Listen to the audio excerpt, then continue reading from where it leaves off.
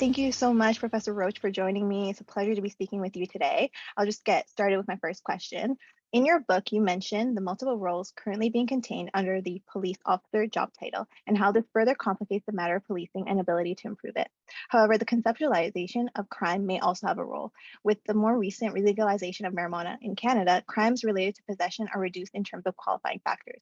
Contrastingly, you mentioned that the special investigative units review cases involving police as whether the officer has committed a crime. And they pull on the Supreme Court decision that we cannot hold police to a quote standard of perfection, and thus convictions are found to be lower than in other cases. That is to say, a restrictive definition of crime may circumvent the victimization of minorities by the law, which is adopted in a biased manner, but also promote victimization by creating a lack of accountability on the part of the police. So, how do we balance a reform of policing in a way that is conscious of the asymmetries of definition of criminal law, which itself created asymmetries in its application? And moreover, how would policing reform, as argued for in your book, respond to this line of argument as it intersects with calls for abolishing police?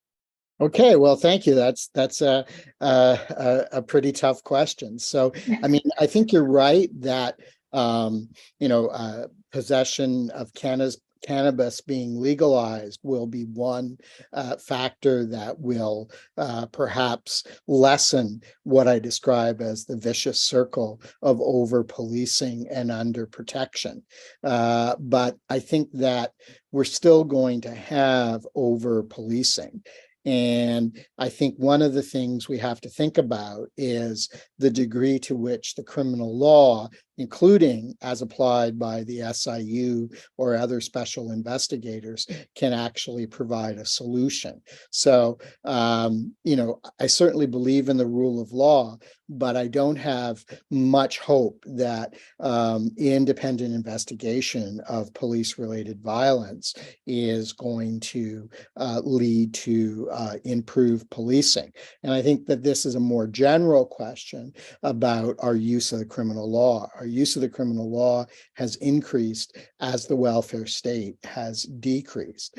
Now, I think the move to community and safety well-being plans that I talk about in chapter 7 of the book are a good idea, but I don't think we have the resources necessary to break them down. And so, one of the ideas behind community safety and well-being plan is the police are the 24/7 response to not only crime, but disorder, trespass, car accidents, the products of addiction, the products of mental health crisis, and so forth.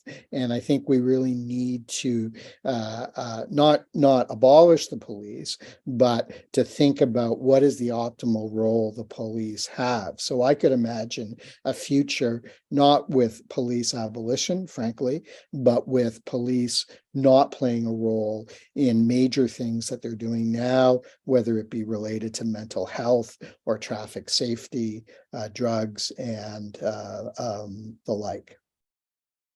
Perfect.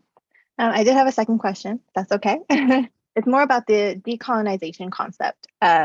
So secondly, our prison system has been criticized as not working with respect to goals of reducing crime and preventing repeated offenses. In your book, you explore Indigenous equivalent ideas of policing and mention their approach to accountability, forgiveness, and reintegration regarding community members who have performed criminal activities.